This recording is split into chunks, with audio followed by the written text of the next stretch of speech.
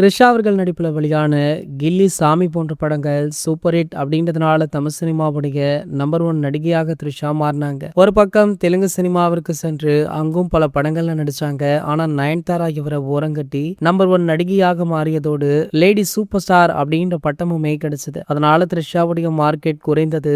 அதே நேரம் பொன்னியின் செல்வன் வெற்றிக்கு பின்னர் த்ரிஷாவுடைய மார்க்கெட் மீண்டுமுமே மேல போச்சு. தொடர்ந்து விஜய், அஜித் படங்கள்ல நடிக்க ஸ்டார்ட் பண்ணாங்க. ஒரு பக்கம் முதல்வர் விஜய் அவர்களுடைய சொந்த வாழ்வில் நடக்கும் சம்பவங்களோடு த்ரிஷா அவர்களை தொடர்பு படுத்தி பலருமே பேசிட்டு இருக்காங்க. இந்த நிலையில தான் ரஜினி, கமல் இணைந்து நடிக்கவுள்ள புதிய படத்துல கதாநாயகியாக நடிக்க த்ரிஷாவிற்கு 12 கோடி சம்பளம் கொடுக்க உதயநிதியுடைய ரெஜின் மூவிஸ் நிறுவனம் முன் வந்திருக்காங்களா. நயன்தாரா அவர்களே அதிகபட்சமாக 10 கோடி தான் சம்பளம் வாங்குறாங்க. ஆனா த்ரிஷா அவர்களுக்கு 12 கோடி அப்படின்னு சொன்னதுமே தற்போது கோலிவுட்டுடைய நம்பர் 1 நாயகியாக த்ரிஷா தான் இருக்காங்க அப்படின்னு அவங்களுடைய ரசிகர்களுமே இந்த விஷயத்தை ஷேர் பண்ணிட்டு இருக்காங்க. ஸோ மேலும் பார்த்தீங்கன்னா தளபதி ரசிகர்களோ த்ரிஷா அவர்களை இந்த படத்துல கமிட் ஆகி நடிக்காதீங்க அப்படின்னு பல கமெண்ட்டுகளையுமே போட்டுட்டு இருக்காங்க. ஸோ வெயிட் பண்ணி பார்க்கலாம் த்ரிஷா அவர்கள் இந்த படத்துல நடிக்கிறாங்களா இல்லையா அப்படின்றது. இது போன்ற செய்திகளை பத்தி நீங்க உடனே தெரிஞ்சுக்க நம்மளுடைய சேனலை மறக்காம சப்ஸ்கிரைப் பண்ணிக்கோங்க.